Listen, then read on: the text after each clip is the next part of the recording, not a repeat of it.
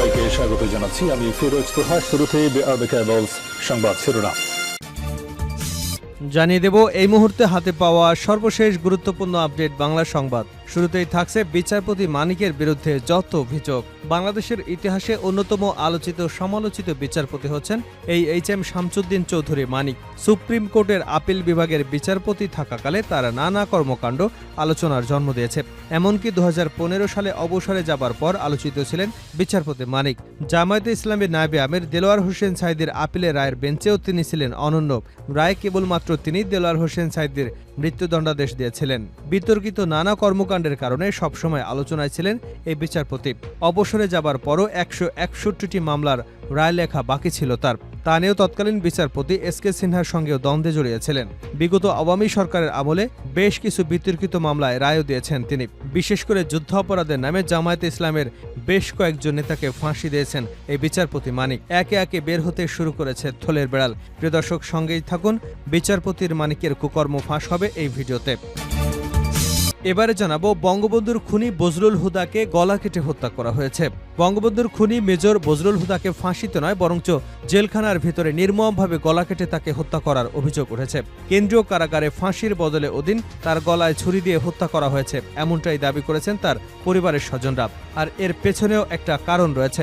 বজলুল হুদাকে গোসল করানোর সময় তার গলায় কাটা চিহ্ন পাওয়া গিয়েছিল এবং তার গলায় বড় বড় সুতা দিয়ে বেশ কিছু সেলাই লক্ষ্য করা গেছে।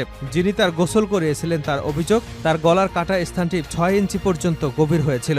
পরবর্তীতে তার গলার সুতা দিয়ে সেলাই করা হয়েছিল। সরকারের ভয়ে পরিবারের লোকজন এতদিন ভয়ে মুখ খুলতে পারেনি। শেখ হাসিনার পতনের পর এবার তারা মুখ খুলতে শুরু করেছেন এবং একটি ভিডিও ইতিমধ্যেই ভাইরাল হয়েছে, যেই ভিডিওতে বজলুল হুদার গলার সেলাইগুলো স্পষ্ট দেখা যাচ্ছে। জানা যায়, বজলুল হুদাকে যেদিন ফাঁসি দেওয়া হয় সেদিন কারা এলাকায় 1.5 ঘন্টা বিদ্যুৎ বন্ধ রাখা হয়েছিল। সেদিন রাতে কারাগারের ভিতরে 2টি কালো গাড়ি ঢুকেছিল। ধারণা করা হয় একটি গাড়িতে শেখ হাসিনা এবং তার বেশ কিছু নেতাকর্মীর সঙ্গে ছিলেন। তার পরিবারের দাবি, শেখ হাসিনা ওই রাতে নির্মমভাবে গলা কেটে বজলুল হুদাকে হত্যা করেছে। জানাবো, রাতের আধারে ত্রাণ পৌঁছে দিচ্ছে পুলিশ। সাম্প্রতিক বন্যায় বিপর্যস্ত কুমিল্লার বরুড়া উপজেলার বিভিন্ন আশ্রয় কেন্দ্রে বরুড়া থানা পুলিশের পক্ষ থেকে ত্রাণ সামগ্রী বিতরণ করা হচ্ছে।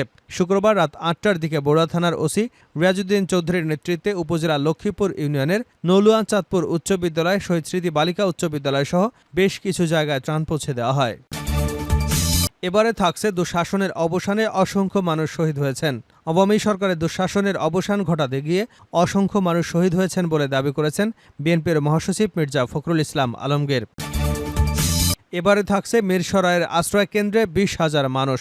চট্টগ্রামের মিরসরাই ফেনী নদী সংলগ্ন 4টি ইউনিয়নে বন্যার পানি এখনও থামেনি। এসব ইউনিয়নের মধ্যে করেরহাট, ধুম এবং হিঙ্গুলির অনেক বাসিন্দা আশ্রয়কেন্দ্রে আশ্রয় নিয়েছেন। উপজেলা প্রশাসনের সঙ্গে পানিবন্দী মানুষের সঙ্গে উদ্ধার কাজ করছেন রাজনৈতিক এবং বিভিন্ন স্বেচ্ছাসেবী সংগঠন। এবং সর্বশেষ জানাবো, ভারতের আরও 5টি ওয়েবসাইট হ্যাক করল বাংলাদেশি হ্যাকাররা। বাংলাদেশের সীমান্তে নদীর অববাহিকার বাঁধ খুলে দেবার পর থেকে সাইবার হামলার মুখে পড়েছে ভারতের বিভিন্ন প্রতিষ্ঠানের ওয়েবসাইট। প্রথমে জি মিডিয়া কর্পোরেশনের ওয়েবসাইট হ্যাক করেন বাংলাদেশের হ্যাকাররা। দীর্ঘ সময় সেটি হ্যাকারদের দখলে ছিল। সেটি ফেরাতে পারলেও দেশটির রাষ্ট্রীয় বিভিন্ন গুরুত্বপূর্ণ প্রতিষ্ঠানের ওয়েবসাইটে সাইবার হামলা শুরু করেছেন হ্যাকাররা। এতক্ষণ শিরোনাম শুনছিলেন, এবার বিস্তারিত। প্রিয় দর্শক, আপনি যদি এই চ্যানেলে নতুন হয়ে থাকেন, ভিডিওটি দেখতে দেখতে চ্যানেলটি সাবস্ক্রাইব করে আমাদের সঙ্গে থাকুন। আর এই ভিডিও সম্পর্কে আপনি আপনার মূল্যবান মতামতটি কমেন্ট বক্সে জানিয়ে দিন। আর হ্যাঁ প্রিয় দর্শক, জানিয়ে দিন ভিডিওটি কোথা থেকে দেখছেন। বিচারপতি মানিকের বিরুদ্ধে যত অভিযোগ। বাংলাদেশের ইতিহাসের অন্যতম আলোচিত সমালোচিত বিচারপতি হচ্ছেন এই এইচ.এম. শামসুদ্দিন চৌধুরী মানিক। সুপ্রিম কোর্টের আপিল বিভাগের বিচারপতি থাকাকালে তার নানা কর্মকাণ্ড সমালোচনার জন্ম দিয়েছে। এমনকি 2015 সালে অবসরে যাবার পরও আলোচিত ছিলেন এই বিচারপতি মানিক। জামায়াতে ইসলামের নায়েবে আমির দেলোয়ার হোসেন সাঈদীর আপিলের রায়ের বেঞ্চেও তিনি ছিলেন অনন্য। রায়ে কেবলমাত্র তিনি দেলোয়ার হোসেন সাঈদীর মৃত্যুদণ্ডাদেশ দিয়েছিলেন। বিতর্কিত নানা কর্মকাণ্ডের কারণে প্রায় সব সময় আলোচনায় ছিলেন বিচারপতি মানিক। অবসরে যাবার পরও 161টি মামলার রায় লেখা বাকি ছিল। এ নিয়ে তৎকালীন প্রধান বিচারপতি এস.কে. সিনহার সঙ্গে দ্বন্দ্বে জড়ান মানিক। বিগত আওয়ামী লীগ সরকারের হয়ে বিভিন্ন সময়ে বেশ কিছু মামলায় বিতর্কিত রায় দেন তিনি। সাম্প্রতিক কোটা সংস্কার আন্দোলন চলাকালে বিভিন্ন গণমাধ্যমের টকশোতে অংশগ্রহণ করে শিক্ষার্থীদের নানা অশালীন মন্তব্য করেন বিচারপতি মানিক। অভিযোগ রয়েছে ২১ জনের বিচারককে ডিঙিয়ে মানিককে বিচারপতি নিয়োগ দিয়েছিলেন শেখ হাসিনা। এক ট্রাফিক সার্জেন্টকে হাইকোর্টের বিচারকের গাড়িকে সালাম না দেওয়ার কারণে আদালতে কান ধরে উঠবোস করিয়েছিলেন মানিক। সেই প্রেক্ষাপটে পুলিশের তৎকালীন মহাপরিদর্শক শহীদুল হক বলেছিলেন, ট্রাফিক পুলিশ কাউকে অভিবাদন জানাতে বাধ্য নয়। পরে শহীদুল হকের বিরুদ্ধে আদালত অবমাননার রুল জারি করা হয়। এতে আইন অনুসারে স্বয়ংক্রিয়ভাবে মহাপরিদর্শকের পদ হারান তিনি। পরে রাষ্ট্রপতির ক্ষমার কারণে শহীদুল হক চাকুরি ফিরে পান। এছাড়া বিমানে ইকোনমি ক্লাসের টিকিট কেটে জোরপূর্বক বিজনেস ক্লাসের আসনে বসে লন্ডনে যাবার মতো কীর্তিও রয়েছে এই মানিকের। তিনি ৩২,০০০ পাউন্ড দিয়ে লন্ডনে ৩টি বাড়ি কিনেছেন। বাড়ি ছাড়াও লন্ডনে রয়েছে তার অনেক সম্পত্তি, কিন্তু সেই আয়ের উৎস প্রকাশ করেনি এই বিচারপতি মানিক। এমনকি ট্যাক্সের রেকর্ডেও তা প্রকাশ করেনি তিনি। অবসর নেবার কয়েক মাস পর মানিক অনেক মামলায় রায় লিখেছিলেন। তার বিতর্কিত রায়ের কারণে বাংলাদেশ সুপ্রিম কোর্ট মানিকের দেওয়া ১৬১টি মামলা রায় প্রত্যাহারের সিদ্ধান্ত নিয়েছিল। বঙ্গবন্ধুর খুনি বজলুল হুদাকে গলা কেটে হত্যা। বঙ্গবন্ধুর খুনি মেজর বজলুল হুদাকে ফাঁসিতে নয় গলা কেটে হত্যার অভিযোগ উঠেছে। কেন্দ্রীয় কারাগারে ফাঁসির বদলে তাকে ওই দিন গলা কেটে নির্মমভাবে হত্যা করা হয়। বিষয়টি সামাজিক যোগাযোগ মাধ্যমে যেমন ভাইরাল হয়েছে, তেমনি মেজর হুদার ছোট ভাই ডিউক হুদা সহ নিকটজনরা প্রকাশ্যে এমন অভিযোগ করেছেন। শুধু তাই নয়, তারা এ ব্যাপারে মামলার প্রস্তুতিও নিচ্ছেন। সবকিছু জানার পরও পরিস্থিতি অনুকূলে না থাকায় তারা এতদিন কোনো পদক্ষেপ নিতে পারেনি বলে জানিয়েছেন। মেজর বজলুল হুদা ছিলেন আলমডাঙ্গা উপজেলার হাটবলিয়া গ্রামের প্রয়াত ডাক্তার রিয়াজউদ্দিন আহমেদের ছেলে। তিনি ছিলেন মেহেরপুর ২ আসনের সাবেক সংসদ সদস্য ও মুক্তিযোদ্ধা। উচ্চ আদালতের আদেশে ১৪ বছর আগে ২০১০ সালের ২৮শে জানুয়ারি রাতে ফাঁসি হয় মেজর বজলুল হুদার। কিন্তু ফাঁসির বিষয়টি মানতে নারাজ নিকট আত্মীয় ও এলাকাবাসী। তারা বলছে, মেজর বজলুল হুদাকে ফাঁসিতে নয় গলা কেটে হত্যা করা হয়েছে। নিরাপত্তার অভাবে বজলুল হুদার গলা কাটার তথ্য গোপন করে রেখেছিলেন পরিবার ও এলাকাবাসী। চলতি বছরের ৫ই আগস্ট হাসিনা সরকারের পতন হলে মুখ খুলতে শুরু করেন তারা। জানা গেছে ১৯৭৫ সালের ১৫ই আগস্ট বঙ্গবন্ধু সহ তার পরিবারের সদস্যদের খুন করে বজলুল হুদা সহ সেনাবাহিনীর কতিপয় সদস্য। বঙ্গবন্ধুকে খুনের দায়ে ফাঁসির আদেশে দণ্ডিত হন খুনিরা। ২০১০ সালের ২৮শে জানুয়ারি রাতে মেজর অবসরপ্রাপ্ত বজলুল হুদা সহ মোট ৫ জনের মৃত্যুদণ্ডাদেশ কার্যকর করা হয়। হুদার লাশ সেদিন সকাল ১০টায় আলমডাঙ্গার পরদিন সকাল ১০টায় আলমডাঙ্গার হাটবলিয়া গ্রামে তার নিজের বাড়িতে নেয় আইনশৃঙ্খলা রক্ষাকারী বাহিনী। এর আগে কয়েক হাজার পুলিশ, র্যাব সহ আইনশৃঙ্খলা বাহিনীর সদস্যরা অবস্থান নিয়েছিলেন সেখানে।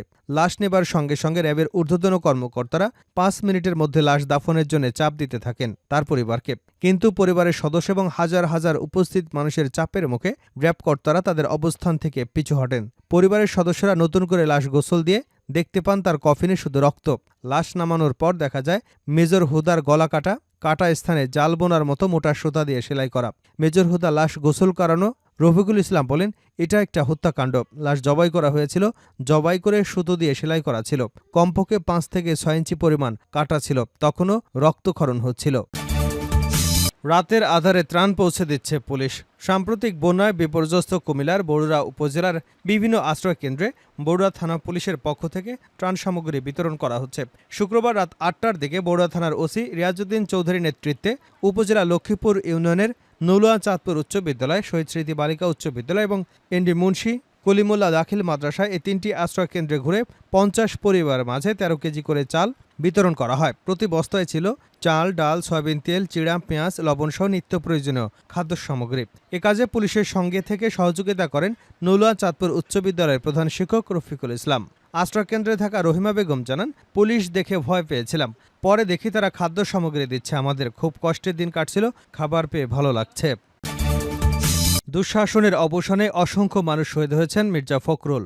আওয়ামী লীগ সরকারের দুঃশাসনের অবসান ঘটাতে গিয়ে অসংখ্য মানুষ শহীদ হয়েছেন বলে জানিয়েছেন বিএনপির মহাসচিব মির্জা ফখরুল ইসলাম আলমগীর। বিকেলে রাজধানীর মহাখালীতে ব্র্যাক ইন সেন্টারের সাবেক রাষ্ট্রদূত সিরাজুল ইসলামের স্মরণসভায় একথা বলেন তিনি। মির্জা ফখরুল ইসলাম বলেন, বৈষম্য বিরোধী ছাত্র আন্দোলনের অনেকেই শহীদ হয়েছেন।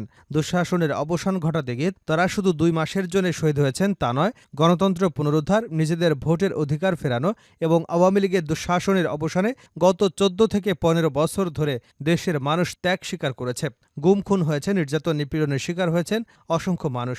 অনুষ্ঠানে মরহুমের জীবন কর্মের নানা দিক তুলে ধরে তার স্মৃতির প্রতি শ্রদ্ধা নিবেদন করেন শিক্ষাবিদ, রাজনৈতিক, কূটনৈতিক সহ তার বন্ধুবান্ধবরা।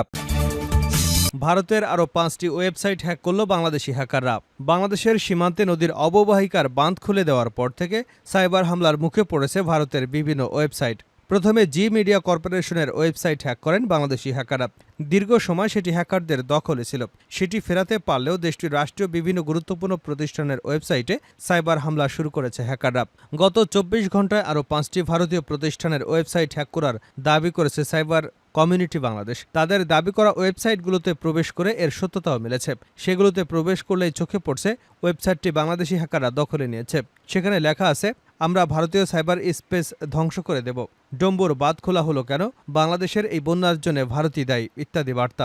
খোঁজ নিয়ে জানা গেছে 21শে অগাস্ট থেকে এ পর্যন্ত ভারতের অন্তত 15টি ওয়েবসাইট হ্যাক করেছে বাংলাদেশি hacker group cyber community of Bangladesh. এর মধ্যে ভারতীয় পুলিশ, সেনাবাহিনী, সবচেয়ে বড় payment gateway Bharat pay, Indo Tibet সীমান্ত পুলিশ, দিল্লি মিউনিসিপ্যাল কাউন্সিলের ওয়েবসাইটও রয়েছে। তাছাড়া এয়ারলাইন্স ব্যবসা প্রতিষ্ঠানের ওয়েবসাইটও ডাউন করে দিয়েছে বাংলাদেশি হ্যাকাররা।